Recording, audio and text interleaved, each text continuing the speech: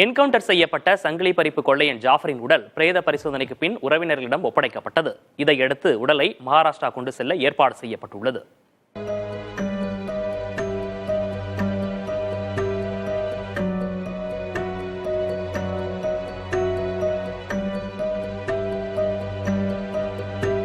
சென்னையில் ஒரே நாளில் தொடர் சங்கிலி பறிப்பு கொள்ளைகளில் ஈடுபட்ட 3 பேர் கும்பலில் என்கவுண்டரில் ஜாஃபர் கொல்லப்பட்ட நிலையில் மீசும் இரானி என்கிற சூரஜ் இரானி, சல்மான் இரானி இருவரிடம் நடத்தப்பட்ட விசாரணையில் பல தகவல்கள் வெளிவந்துள்ளன.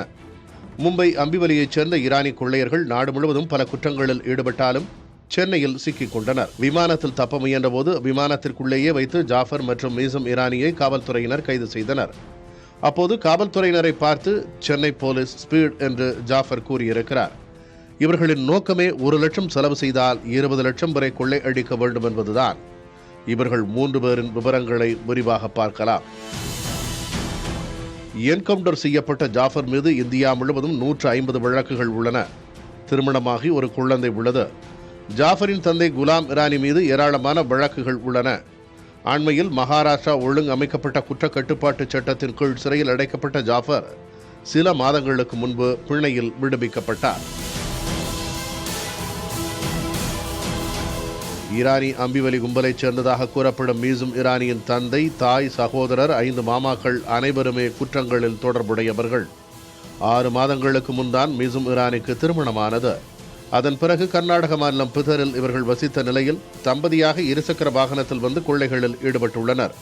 இந்த முறை கொள்ளைக்காக புறப்பட்ட போது மீசும் இரானிக்கு அவரது மனைவி டிஃபன் பாக்ஸில் சாப்பாடு கட்டி கொடுத்து அனுப்பியுள்ளார்.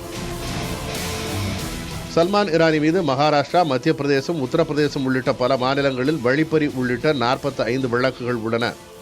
சங்கிலி பறிப்புக்கு முன்பாக சல்மான் சென்னை வந்து நோட்டமிட்டு ஜாஃபர் மற்றும் மீசும் இரானிக்கு தகவல் அளித்துள்ளார். இவர்கள் அதற்கேற்ப ஸ்கெட்ச் போட்டு வந்து சங்கிலிகளை பறித்துக் கொண்டு நகைகளை 3ஆக பிரித்து எடுத்துச் சென்றுள்ளனர். இதற்கிடையே என்கவுண்டரில் கொல்லப்பட்ட ஜாஃபரின் உடல் கூராய்வுக்கு பின் அவரது குடும்பத்தினரிடம் ஒப்படைக்கப்பட்டது. உடல் எம்பாமிங் செய்யப்பட்டு மகாராஷ்டிராவுக்கு அனுப்பி வைக்கப்பட்டது. சல்மான் இரானி சைதாப்பேட்டை நீதிமன்றத்தில் ஆஜர்படுத்தப்பட்ட நிலையில் வரும் 9ஆம் தேதி வரை அவரை நீதிமன்ற காவலில் வைக்க நீதிமன்றம் உத்தரவிட்டுள்ளது. ஏற்கனவே கைது செய்யப்பட்ட மீசும் இரானி புழல் சிறையில் அடைக்கப்பட்டுள்ளார்.